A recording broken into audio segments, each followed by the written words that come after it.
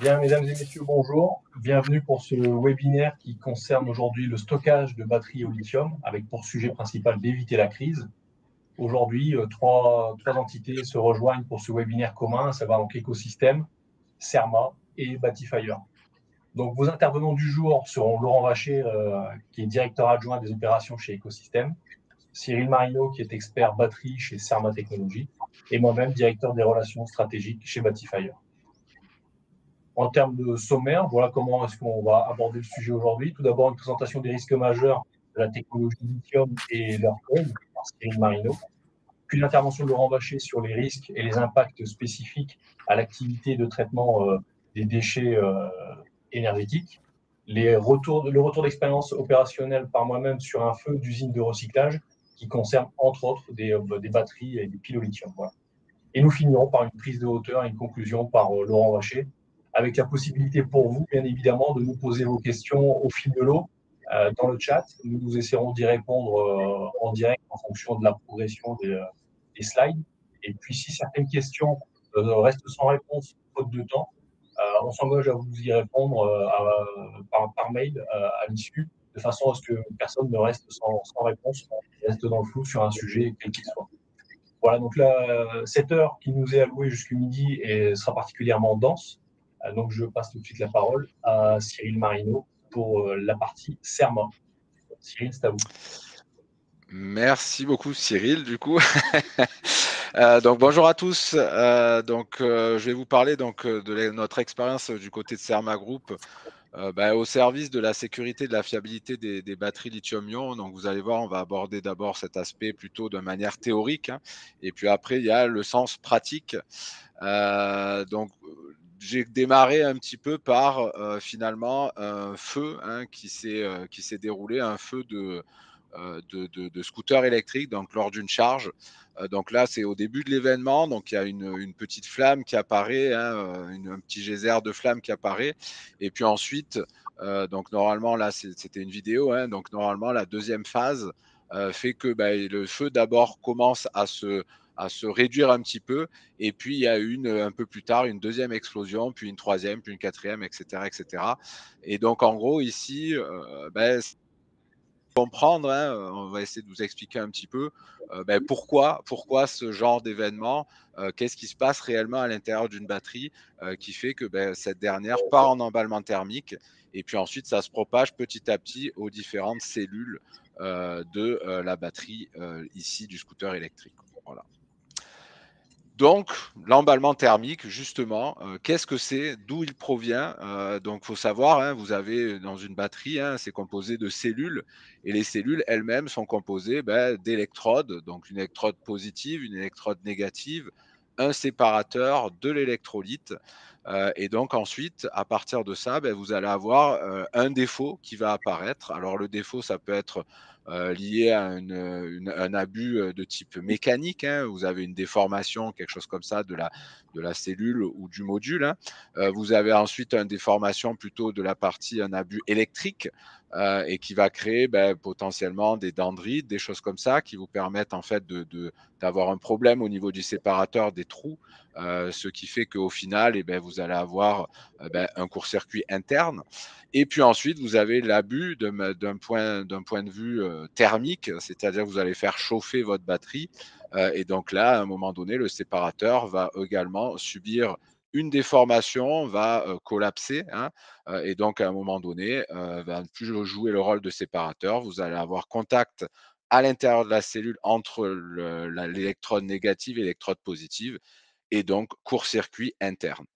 Tous ces différentes en fait abus, hein, qu'on appelle abus, vont créer un court-circuit du coup interne, et c'est ce dernier qui va mener à l'emballement thermique, donc avec la création d'un point chaud, hein, et ce point chaud va se transformer finalement en emballement thermique de cellules, ensuite emballement thermique du module ou de la batterie en question. Et ce qu'il faut savoir, en fait, c'est ce on va essayer de voir après dans un deuxième temps, et c'est là, en fait, ce qu'on voyait un petit peu dans ce schéma-là, dans cette vidéo, à l'initiale, hein, de ce scooter électrique, hein, c'est qu'un emballement thermique, il y a différentes phases pour l'arrêter, hein, entre guillemets. C'est que vous allez avoir, eh ben, au moment où vous allez avoir le défaut qui est rencontré, ben, vous allez avoir 3 phases, au moment donné où le défaut peut être éventuellement contré avant d'arriver à l'emballement thermique. Je m'explique. Donc vous allez, dans un premier temps, avoir, par exemple, un problème au niveau du séparateur qui fait que vous allez avoir un petit trou qui va apparaître et donc vous allez avoir un micro court-circuit peut-être interne à votre cellule, qui va apparaître et ce micro court-circuit va avoir, de temps en temps, vous allez avoir, peut-être la tension qui va légèrement diminuer, peut-être, la température qui va commencer légèrement à augmenter et en fait, ce point chaud peut être contrôlé si lorsque, vous êtes conscient qu'il y a un problème, vous allez tenter de le stopper. C'est-à-dire que, vous alliez y appliquer, on va dire un quenching, hein, donc c'est-à-dire que vous allez essayer de refroidir la batterie au maximum et donc dans ce cas-là, une fois que vous la refroidissez et ça va pouvoir un petit peu, vous allez pouvoir arrêter l'événement. Par contre, il y a un moment donné où, vous aurez beau refroidir la batterie, si l'événement s'est déjà été commence à être assez important, donc l'élévation de température ou, la tension qui commence vraiment à diminuer de manière plus drastique et à un moment donné, vous ne pourrez plus le stopper et donc on va arriver dans l'étape niveau 3 qui est ici, où, vous aurez beau, le mettre, je ne sais pas, dans l'eau complètement, vous aurez beau essayer d'y mettre de l'azote liquide par exemple, vous ne pourrez pas stopper l'emballement thermique, c'est le point de non-retour ça qui est vraiment important de comprendre et c'est pour ça que les batteries sont bourrées de capteurs, hein. C'est pour permettre justement d'identifier au maximum, ces précurseurs finalement qui pourraient éventuellement éviter, et pouvoir faire réagir avant d'arriver à l'emballement thermique et ce qu'on va voir dans les slides qui suivent, c'est comment nous on accompagne nos clients au travers des étapes un petit peu pour éviter d'aller jusqu'à cet emballement thermique avec les protections internes de la batterie, les plans de qualification et les bonnes pratiques. Donc l'étape 1, comment limiter les risques, hein, d'un emballement thermique? C'est dans un premier temps, on regarde, au niveau des protections internes à la batterie, donc c'est-à-dire que vous allez inspecter, vous allez avoir, des protections au niveau de la cellule elle-même, comme des espèces de soupapes de sécurité. Vous allez également avoir, des petits composants électroniques qu'on appelle PCM, PCB, hein, qui sont externes à la cellule et qui vont permettre de couper le circuit électrique lorsqu'il y a des surcharges qui sont repérées, de couper lorsqu'il y a des courants forts, donc en cas de court-circuit externe notamment, ou alors des préventions sur de la température lorsque la température est élevée. Et puis le dernier niveau, c'est le fameux BMS, Battery Management System. Et ce niveau-là, lui, c'est un petit peu l'intelligence de la batterie, c'est celui qui va contrôler les différents paramètres pour pouvoir après agir. Donc par exemple, s'il y a au niveau de la tension, au niveau du courant, s'il repère aussi des défauts, lui sera capable d'agir, lui sera capable de gérer l'équilibrage des cellules, qui peut aussi être responsable d'un emballement thermique par la suite. Voilà. Maintenant, la deuxième étape, c'est, limiter les risques au niveau, avoir un plan de qualification. Donc nous, c'est ce qu'on propose souvent à nos clients, c'est-à-dire que contexte, vous utilisez pour votre produit une batterie lithium, donc de type 18650, donc c'est des petites, et donc vous avez décidé de changer de fournisseur et vous souhaitez savoir si, du coup, les fournisseurs que vous allez choisir ça tient la route, hein, à ce niveau-là et donc on va vous proposer un plan de qualification. Alors ce plan de qualification-là, il dépend en fait de 3 axes, c'est-à-dire, une qualification électrique suivant, la batterie à quelle performance vous attendez de cette batterie-là. Nous allons essayer d'étudier le côté abusif, c'est-à-dire, en cas d'emballement thermique, comment réagit votre batterie pour connaître ses limites également, hein, ses limites en termes de température, ses limites en termes on va dire «d'explosivité» entre guillemets. Et puis ensuite, on va regarder ce qu'on appelle nous l'analyse de construction, c'est-à-dire comment les cellules sont faites. Est-ce qu'elles sont, faites de manière qualitative? Ou alors est-ce qu'elles contiennent de temps en temps à l'intérieur des petits défauts qui font que, sur le long terme, ces petits défauts peuvent devenir un problème, et éventuellement créer un court-circuit interne, sur le long terme. Donc on va regarder ces différentes choses-là avec nos différents clients pour essayer justement, de limiter ce risque-là. La Par exemple, donc il y a, pour le transport, il y a des normes particulières. Donc ça, c'est les normes UN 38.3, c'est de l'auto-certification et donc lorsque vous allez faire transporter une batterie, c'est des premiers tests qui vont être réalisés. Comme on est dans le transport, c'est, comme vous en doutez, soumis à de l'altitude, soumis à des vibrations, soumis à des chocs, donc comme, dans le camion, Chronopost ou je ne sais quoi. Donc c'est les mêmes, on va dire problématiques et donc dans ce cas-là, c'est pour ça qu'il y a des tests qui sont réalisés en fonction, de cette application-là. Donc là, vous avez pour le transport, donc des tests électriques, thermiques, mécaniques, en accord avec les risques. Et puis ensuite, si je reviens à la slide on va dire, d'autres types de tests qui sont un peu plus drastiques, suivant l'utilisation qui est faite. Donc, je vous ai mis un petit peu toutes les normes à côté qui sont associées avec des tests de propagation thermique, des tests de surcharge, des tests de court-circuit, etc., etc. En fait, tous ces types de tests vont avoir cette particularité suivant, on va dire, le contexte et suivant l'application qui est visée. Et donc, ces normes-là, en fait, ces tests qui sont réalisés, c'est vraiment un des moyens de limiter le risque, c'est-à-dire est-ce que, la batterie en question a répondu à ces tests et répond à ces tests. Donc c'est comme ça, c'est en les testant qu'on regarde si on valide leur sécurité là-dessus. Voilà. Donc, vous avez quelques exemples hein, dans le diaporama. Vous voyez qu'il y a quelques exemples de normes. Hein. Donc, le transport, on a parlé du N38.3. Sachez qu'il y a une autre norme IEC de transport qui existe, c'est la 62-281. Celle-là, c'est lié vraiment à une norme de transport plus, on va dire, plus drastique parce qu'elle contient aussi l'emballage en plus de la norme 38.3. Donc, en gros, c'est encore un niveau au-dessus. Voilà. Ensuite, le dernier point, c'est limiter les risques avec, des bonnes pratiques tout simplement. C'est-à-dire que lorsque vous allez, emballer une batterie, par exemple ici, hein, dans un carton, quel risque vous avez? Un risque électrique pour éviter les courts-circuits, un risque mécanique, il faut éviter les chocs qui peuvent endommager la batterie, un risque thermique, il ne faut pas transporter votre batterie, hein, dans un camion frigorifique ou dans un camion, qui est sans climatisation par exemple, hein, si on est en plein été. Et puis vous avez le risque chimique avec la fuite d'électrolytes. Donc c'est important de comprendre ces risques-là pour ensuite adapter vos protocoles en fonction de ça. Donc je mets un exemple hein, ici, hein, limiter les étape 3, c'est-à-dire lorsque vous allez recevoir une batterie, sur votre site, vous allez tester en entrée cette batterie-là avant de la réceptionner pour pouvoir la stocker, et donc vous allez faire ce qu'on appelle nous un contrôle d'entrée. Donc vous allez la sortir du carton, vous allez regarder un petit peu, si elle n'a pas subi de dommages, vous allez regarder s'il n'y a pas des fuites d'électrolytes, vous allez faire, du coup, des contrôles de tension, des contrôles éventuellement de résistance interne.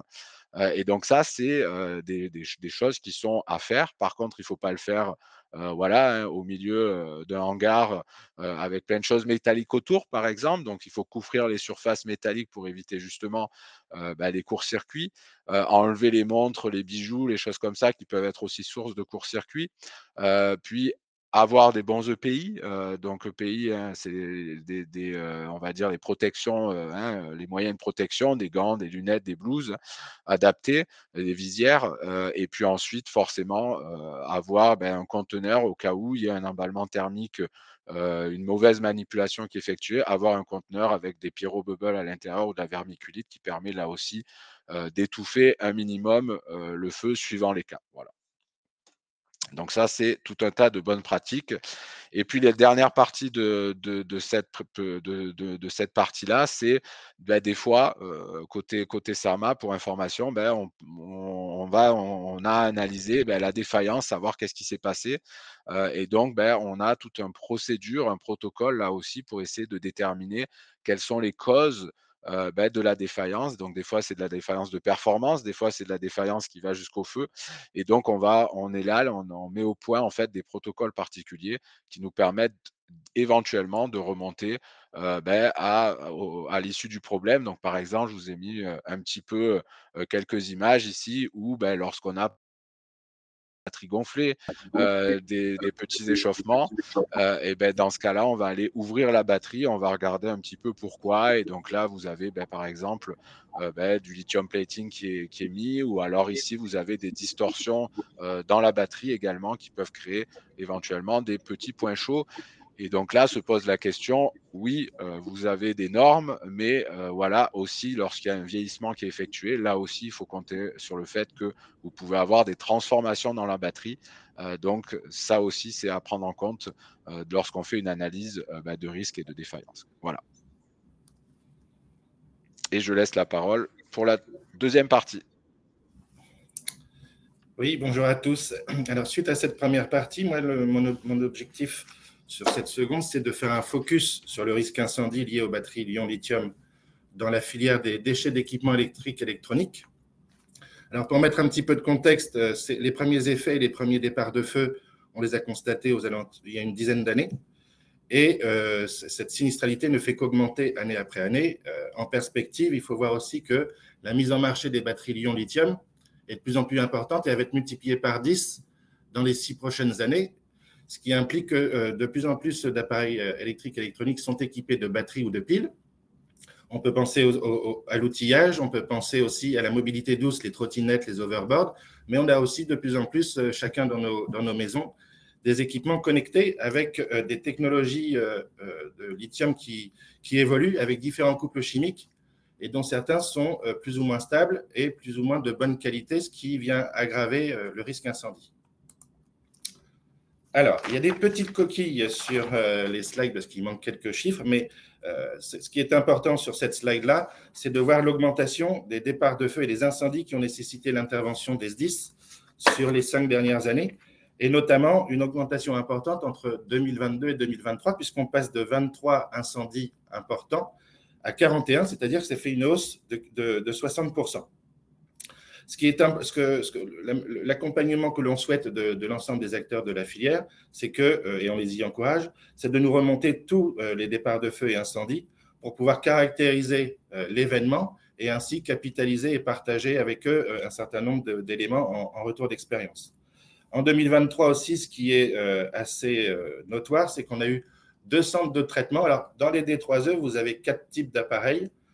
Vous avez le gros électroménager qui produit du froid, l'autre qui est du hors froid, donc c'est la cuisson, le lavage.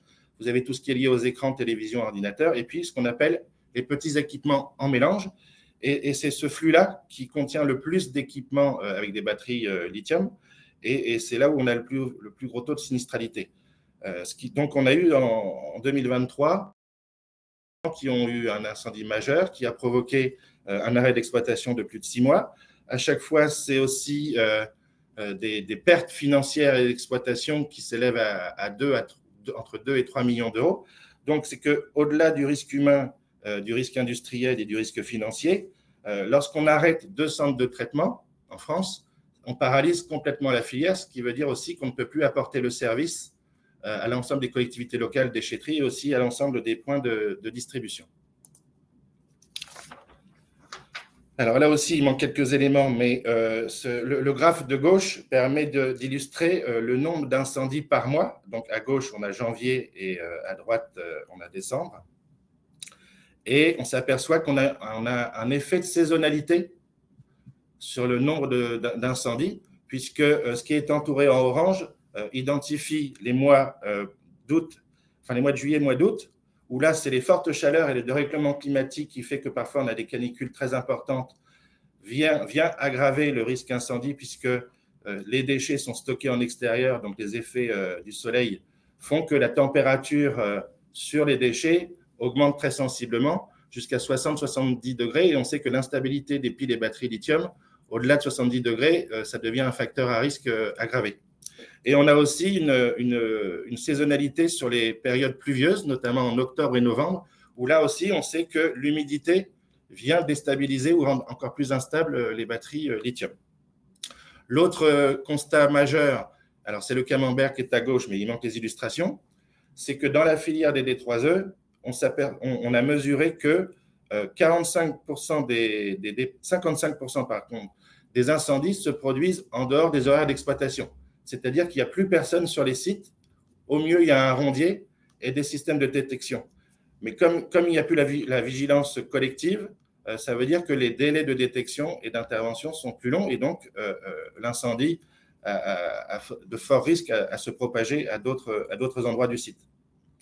Ensuite, l'origine de ces incendies, c'est comme je vous l'ai dit, le flux des petits équipements, à 71% des cas de départ de feu.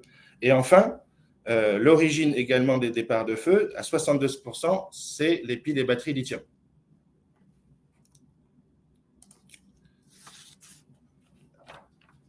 Donc ici, on retrouve, on essaye d'illustrer aussi l'amplification du phénomène, non pas seulement sur les centres de traitement, qui étaient les plus exposés, mais du fait du nombre d'équipements de plus en plus important équipés de batteries. Ça remonte sur l'amont de la filière. Et donc, en 2023, on a eu 6 incendies sur des déchetteries, un incendie chez les distributeurs, c'est-à-dire que c'était un Leroy Merlin qui a complètement brûlé. Et donc, 40% des incendies se situent sur la chaîne logistique entre le point de collecte et le centre de traitement, ce qui n'était pas le cas il y a encore 2-3 ans. Et comme ce n'était pas le cas, c'est des populations et des acteurs qui n'étaient pas sensibilisés au risque incendie. Donc, on a tout un accompagnement, et c'est ce qu'on verra dans la deuxième partie où j'interviendrai, un accompagnement global auprès de l'ensemble des acteurs de la filière. Et enfin aussi, ce qui est intéressant de souligner, c'est que on a la chance, entre guillemets, que les batteries soient contenues dans nos équipements. Donc, d'une certaine manière, elles sont protégées au choc, au pincement, donc, et ça préserve l'intégrité de la batterie. Mais ceci dit, on s'aperçoit que le risque le plus important de départ de feu se situe dans la phase de stockage, c'est-à-dire avant même le traitement de l'équipement pour extraire la batterie ion-lithium. C'est-à-dire qu'en fait, la phase de stockage dure environ 2 à 3 jours entre la réception du déchet et sa dépollution pour extraire la batterie, pour ensuite produire de la matière secondaire. Et c'est sur cette phase de stockage que le risque est le plus important. Et non pas lors du process mécanisé qui pourrait endommager les piles et batteries. Donc voilà, ça c'est le focus, le constat, la photographie de la filière des D3E à 2023. Et de ces constats, ce dont je vous parlerai après, c'est qu'on a pris l'initiative d'organiser des assises incendie dans la filière des D3E qui réunit tous les éco-organismes de la filière, donc les éco-organismes D3E, écosystème et écologique, les éco-organismes sur les piles et batteries, Corépile et Screlec, pour pouvoir faire un état des lieux année après année, donc ça fait 3 ans maintenant, et s'inscrire tous ensemble dans une feuille de route et un plan d'action d'accompagnement de l'ensemble des acteurs. Et c'est ce dont je vous parlerai par la suite.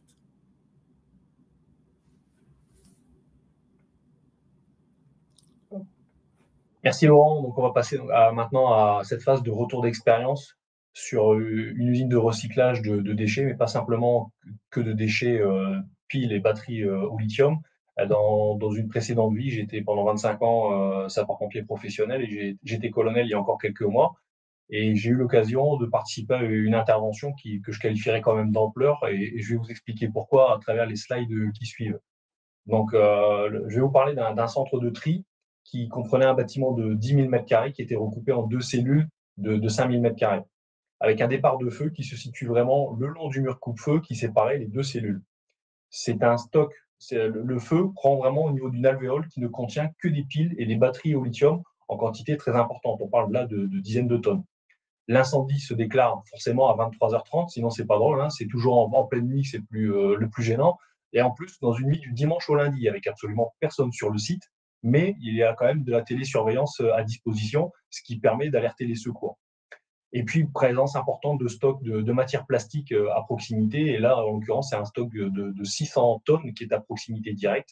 Et aussi beaucoup de déchets électroménagers, donc du micro-ondes à la machine à laver, en passant par le sèche-linge, tout ce que vous voulez, à côté, à chaque fois séparés dans des alvéoles qui sont entrecoupés de blocs béton, un peu comme des gros blocs Lego, superposés les uns aux autres sur à peu près une hauteur d'1,50 m, mais le stock est verticalement plus haut que ces barrières physiques composées de blocs de béton.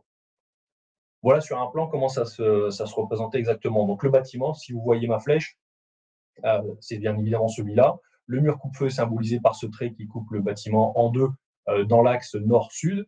Et c'est sur l'alvéole de gauche, ici pardon, sur la cellule de gauche, que le départ de feu éclot aux alentours de 23h30.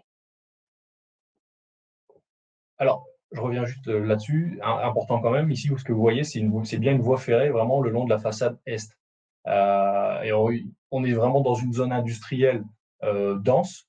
Il n'y a aucune problématique de présence et de pérennité de l'eau pour les services de secours, donc c'est vraiment pas un sujet. En termes de propagation immédiate, on le devinera sur la photo d'après, mais là ici on a une passerelle aérienne qui va de la cellule en feu vers un bâtiment en face qui appartient à la même entreprise, donc avec un possible transfert des fumées chaudes d'un bâtiment à l'autre. Et sinon, après, c'est par rayonnement, tout simplement, avec le bâtiment d'à côté, mais qui est distinct de quasiment une dizaine de mètres, ce qui était quand même suffisant pour éviter tout risque de propagation. Donc, ça, c'est l'entrée du bâtiment. La fameuse passerelle aérienne, la voici. Et le feu, en fait, éclot vraiment dans l'axe, à une quinzaine de mètres juste en face. Fort heureusement, il n'y a pas eu de propagation telle qu'on s'y attendait. Mais ça n'aurait pas du tout été la même chose s'il y avait eu un transfert par les fumées chaudes. Vous en doutez bien.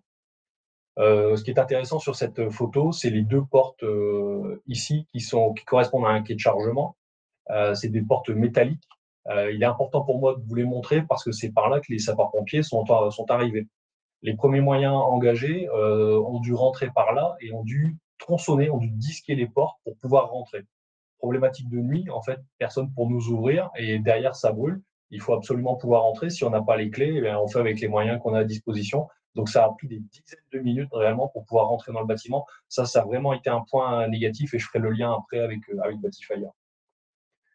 Voilà les photos en pleine nuit. Donc là, c'est moi qui les prends avec mon appareil, mais j'arrive sur place. Moi, je suis engagé bien après. Au début, quand la propagation s'étend, quand je suis engagé avec mon niveau de chef de site, je ne vais pas dire que la guerre est déjà lancée, mais presque. On voit que ça brûle déjà en façade, que les tôles sont percées, que le bardage est percé, que le plafond de fumée descend jusqu'au sol.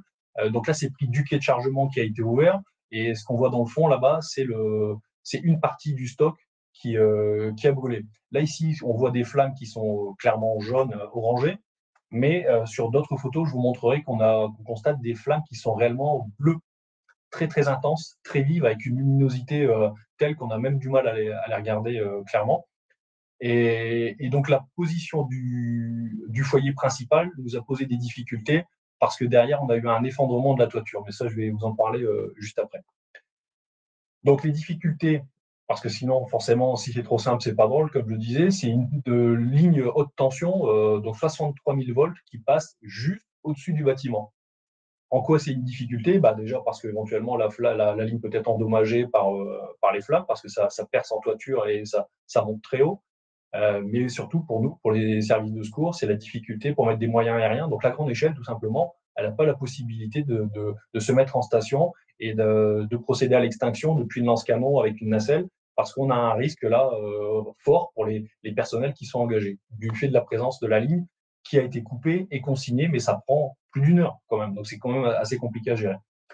La voie ferrée le long de la façade est du bâtiment, même si on est en pleine nuit. Mais il y a quand même des trains de fret qui passent. Mais à ce moment-là, on était relativement tranquille.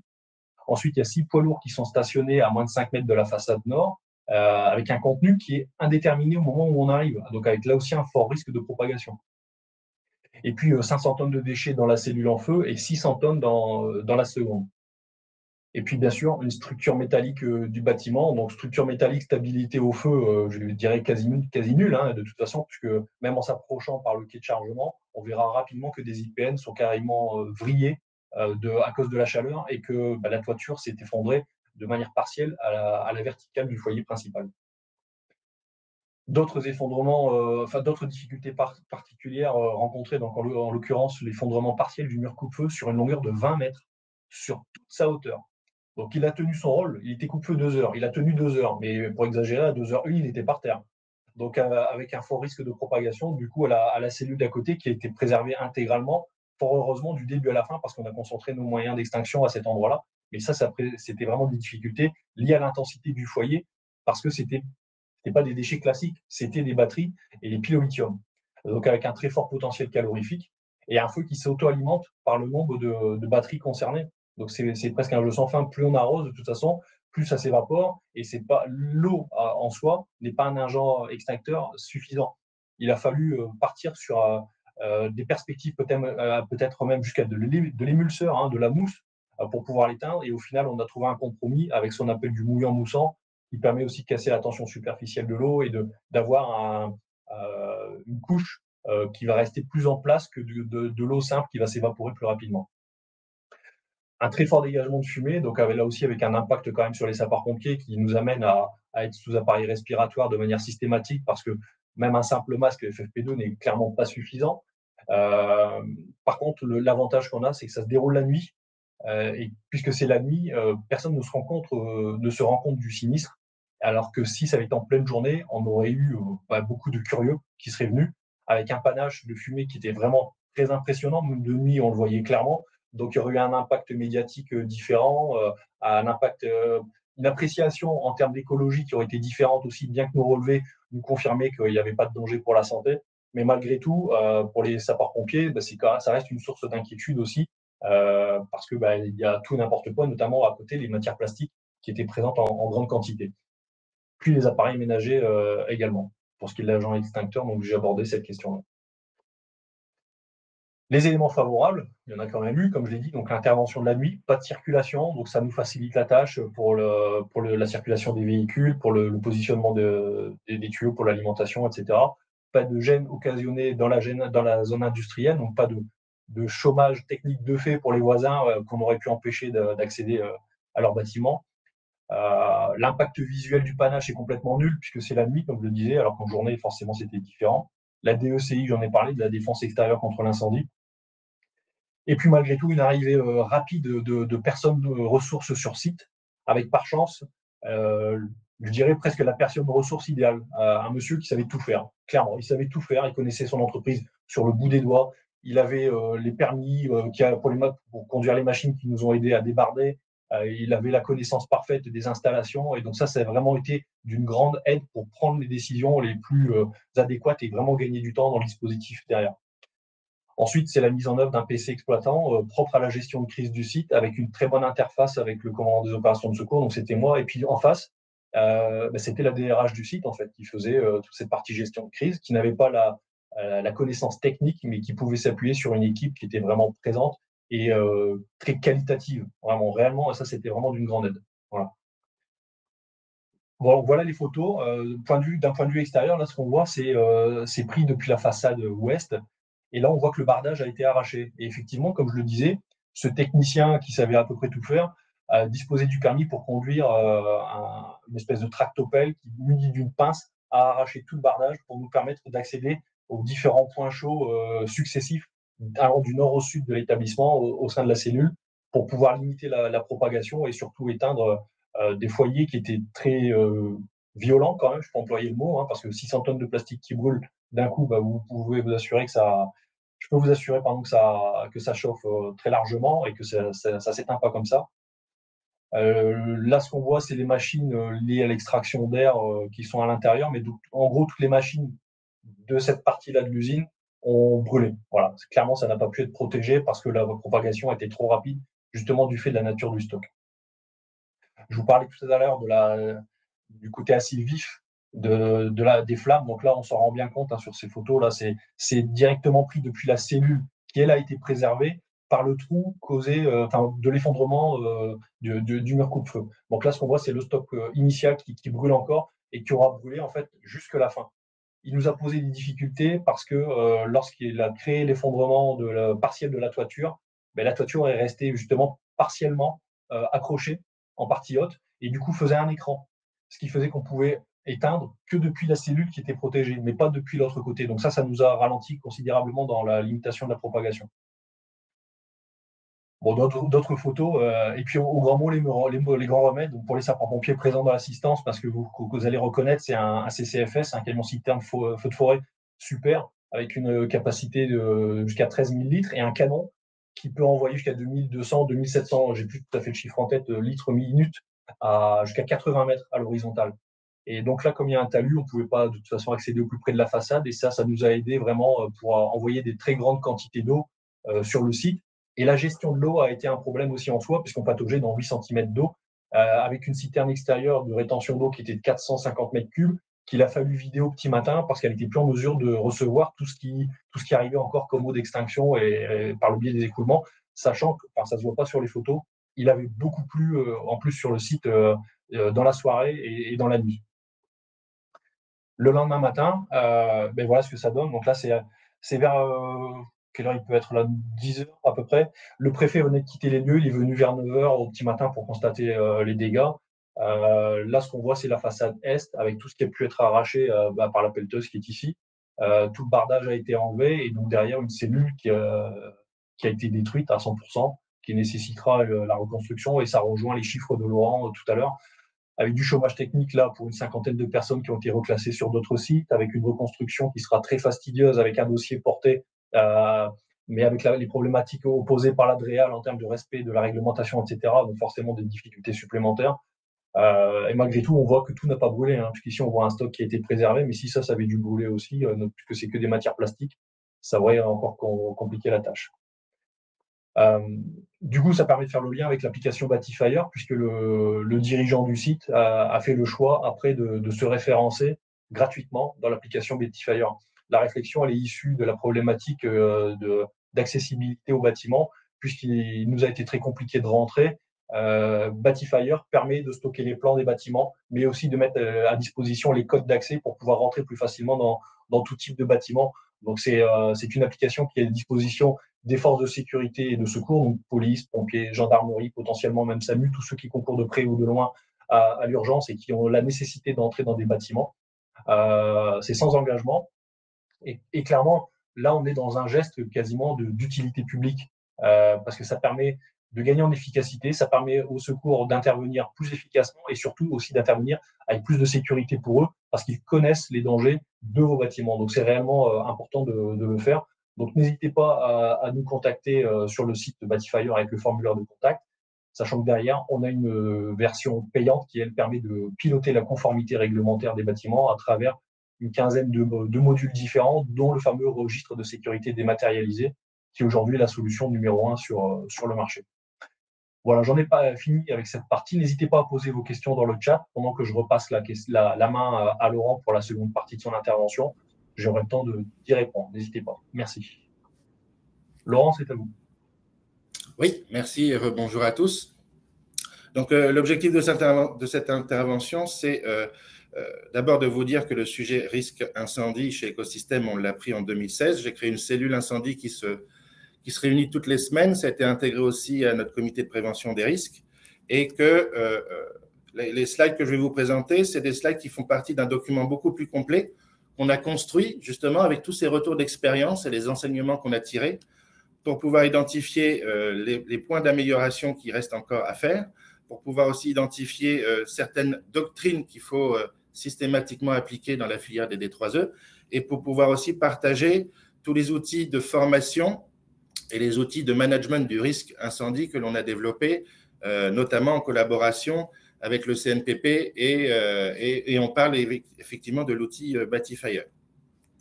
Donc, je vais vous parler dans un premier temps de l'animation de la culture du risque et des biais cognitifs, ensuite de la doctrine écosystème, et pour finir, donc, les outils que l'on propose à l'ensemble des acteurs de la filière.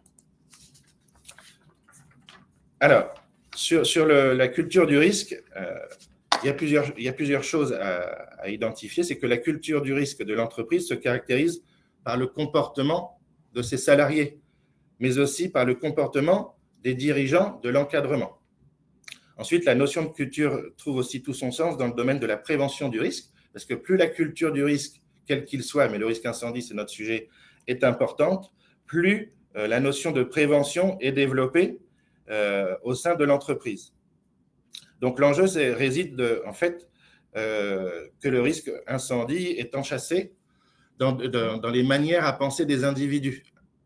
Donc, l'objectif, c'est de modifier le comportement opérationnel des individus face au risque incendie pour en fait faire évoluer à la fois la perception, les croyances et la représentation que l'on a chacun nous-mêmes individuellement du risque incendie.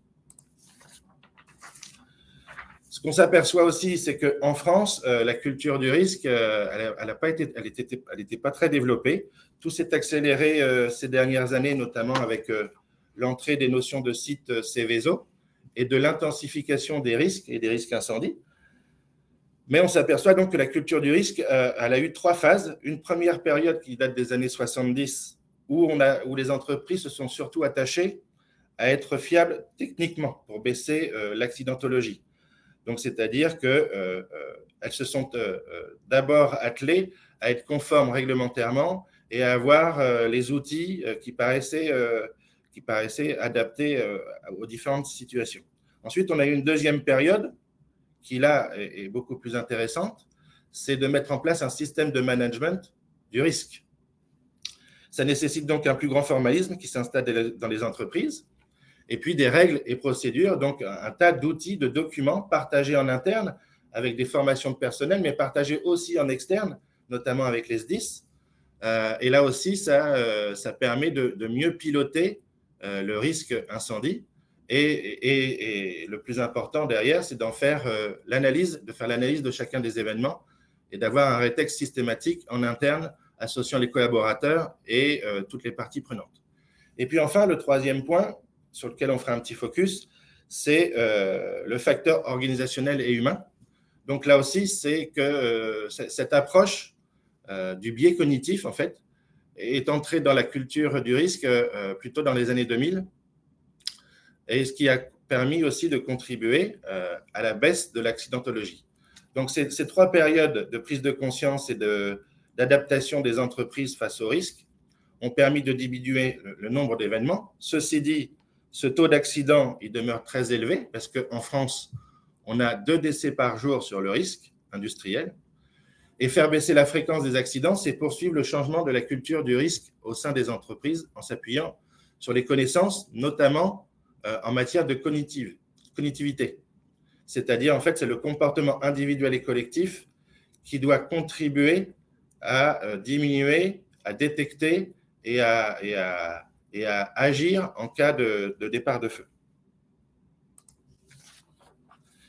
Alors, pour cela, nous, systématiquement, chez Ecosystème, donc au sein de la direction que je représente, on est une 40aine de collaborateurs qui ont tous été formés à l'approche du risque incendie. Et notamment, on a aussi 10 responsables régionaux exploitation qui sont en relation permanente avec nos prestataires, qu'ils soient logistiques ou de traitement. Donc, et ces régionaux qu'on a formés ces 18 derniers mois, à chaque visite ou à chaque rencontre avec notre prestataire, abordent le sujet du risque incendie en s'appuyant sur un certain nombre d'outils dont contribuer à l'animation de la culture du risque chez nos prestataires. Et pour ça, on a identifié de manière schématique 3 leviers. C'est lutter, comme je vous l'ai dit précédemment, contre le biais cognitif. Donc, l'incendie est inévitable. Ce qu'on dit toujours, c'est que le risque incendie, il est très fort et vous allez connaître un incendie. Seulement, vous ne savez pas encore où et quand. Mais vous allez en avoir un. Donc, il ne faut pas se voiler la face en pensant que tous les moyens de détection et de lutte mis en place permettraient d'éviter un incendie. L'incendie, il va se déclarer. Et donc, de neutraliser la routine de ce fait et d'exploiter tous les signaux faibles identifiés dans la gestion du personnel. Ensuite, il y a la culture interrogative, c'est-à-dire qu'en fait, il faut préparer l'imprévu. Il faut toujours penser au scénario du pire. Je vais illustrer ça. Il y a eu un incendie à Angers sur un centre de traitement qui traite du PAM. Ils ont tous les dispositifs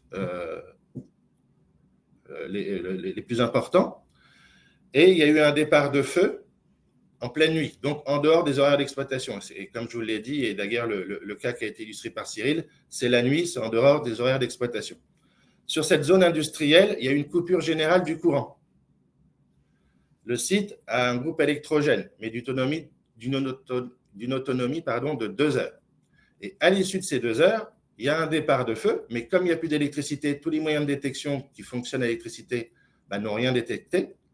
Il y a un rondier, mais il a fait sa ronde, et quand il a fait sa ronde, il est passé devant le départ de feu 1 heure après, qui s'était donc propagé au bâtiment et qui a détruit le bâtiment, le process, etc. Donc, il faut toujours avoir le scénario du pire. C'est un enchaînement de situation qui fait que des facteurs aggravants s'ajoutent et il faut vraiment avoir en tête d'échafauder le scénario du pire. Et puis ensuite, c'est le management, donc la culture de la transparence, une communication loyale avec l'écosystème, c'est-à-dire qu'on incite aussi les prestataires à partager avec nous tous les départs de feu et incendies pour pouvoir capitaliser le plus possible et adapter tout le dispositif au sein de la filière. C'est l'implication des chefs d'équipe et c'est d'accepter de consacrer du temps à la formation, mais aussi aux entraînements. Ce qui est important et ce qu'on leur dit souvent, c'est qu'il faut le plus souvent possible se mettre en situation d'un départ de feu. Pas simplement envoyer une alarme pour voir si le personnel évacue bien, c'est vraiment se mettre en situation d'un départ de feu et de voir si la coordination de la chaîne de communication et des opérations se passe bien dans le cadre d'un exercice. Donc, du coup, au sein de la filière des 3E, on a classé en 4 parties nos prestataires. Donc, on va à gauche des comportements les non conformes, à droite, en vert, des entreprises qui sont proactives et qui ont un dispositif animé et qui vit. Donc, en fait, à gauche, ce qui caractérise les entreprises, c'est que personne ne se soucie de la sécurité et du risque incendie. C'est-à-dire que ça arrive chez les autres, mais ça n'arrivera pas chez moi. Et puis, au milieu, on va avoir des entreprises qui mettent en place un système anti-incendie en se concentrant sur le management, par la sécurité, par les indicateurs. Et puis, en vert, c'est des entreprises qui s'impliquent encore plus par différents outils dont on va parler, et puis en se mettant en situation pour toujours améliorer la mise en œuvre de la culture du risque. Et donc, par rapport à… Alors, notre objectif dans la filière, c'est de faire monter en compétences et en culture du risque incendie l'ensemble de nos prestataires. Et pour ça, on les accompagne dans différentes étapes. Donc, la première, c'est la mise en conformité réglementaire, c'est la mise en conformité des moyens.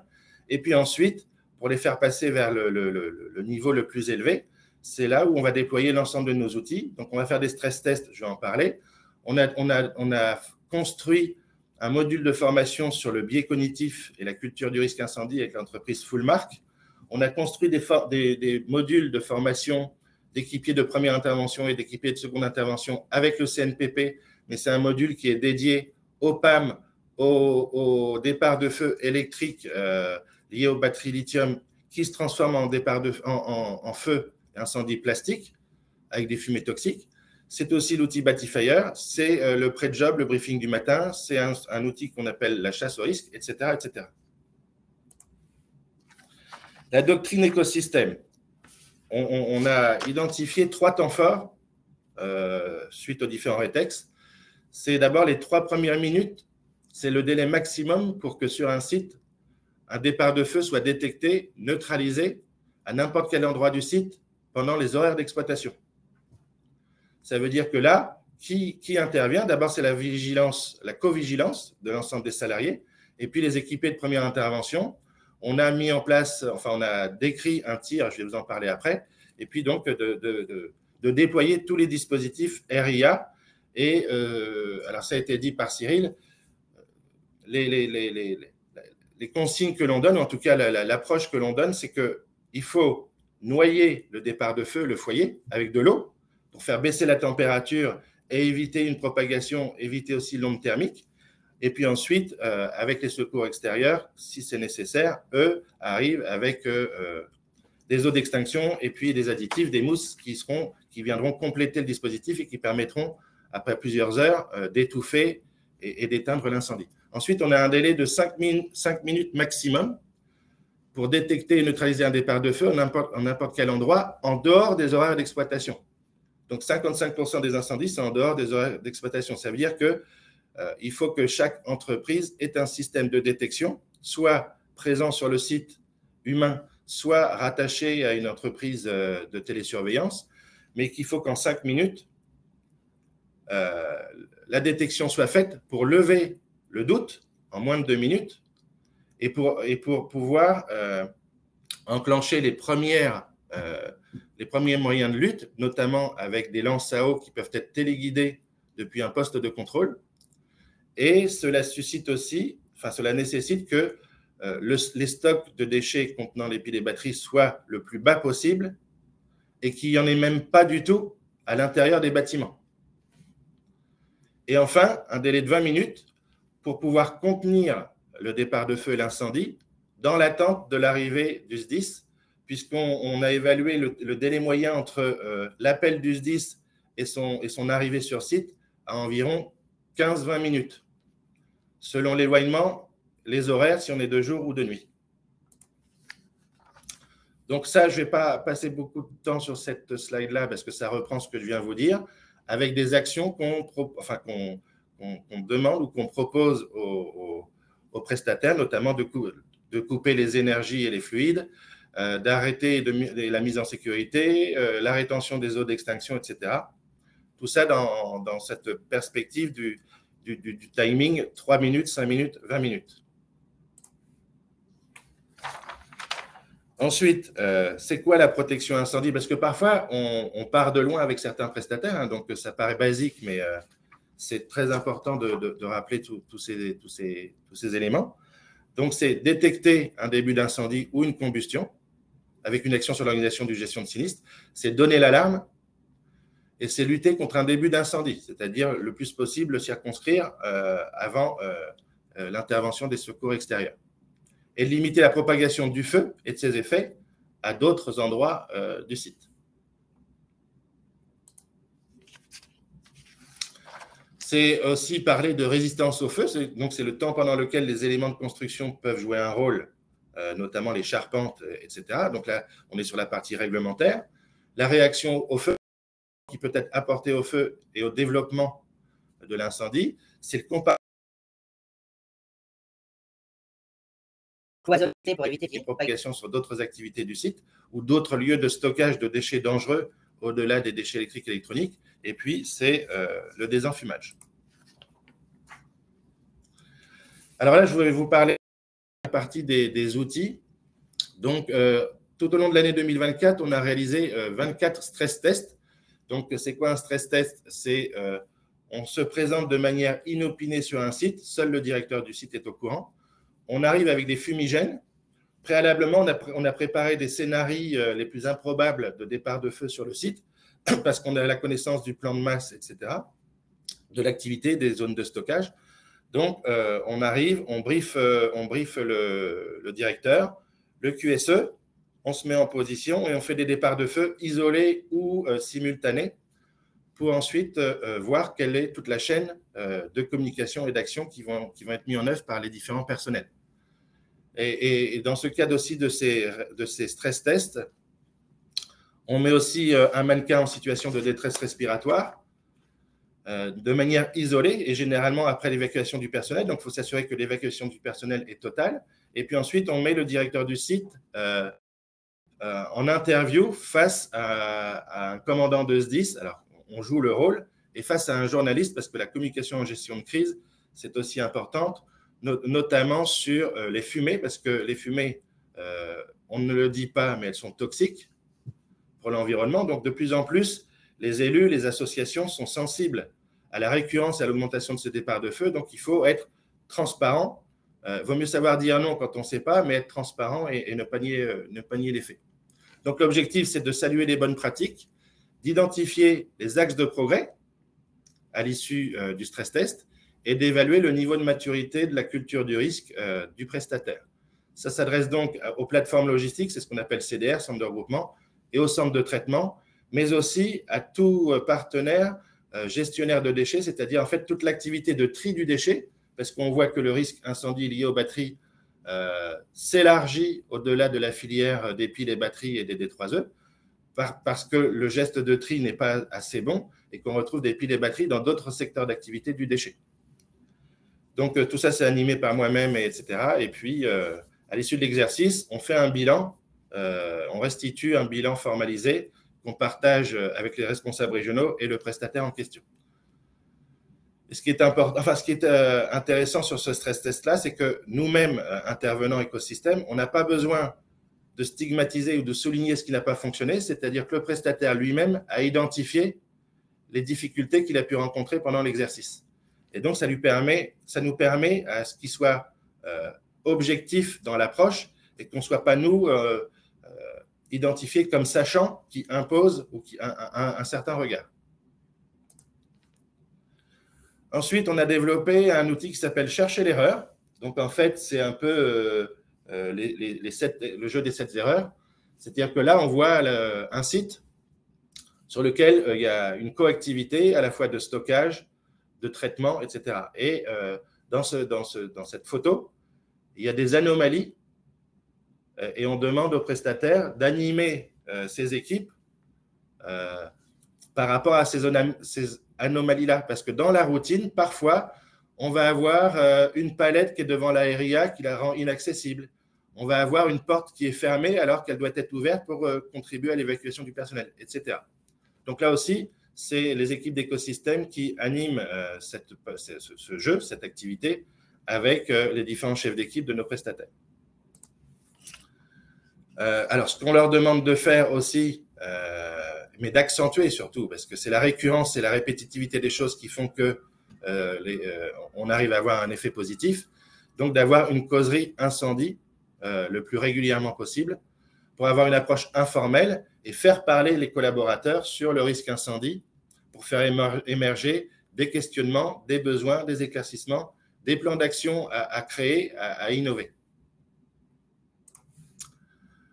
Il y a bien sûr aussi le brief du matin, très important, parce que le brief du matin, c'est pour souligner des activités un peu exceptionnelles qu'il pourrait y avoir sur le site et qui viendraient accentuer le risque.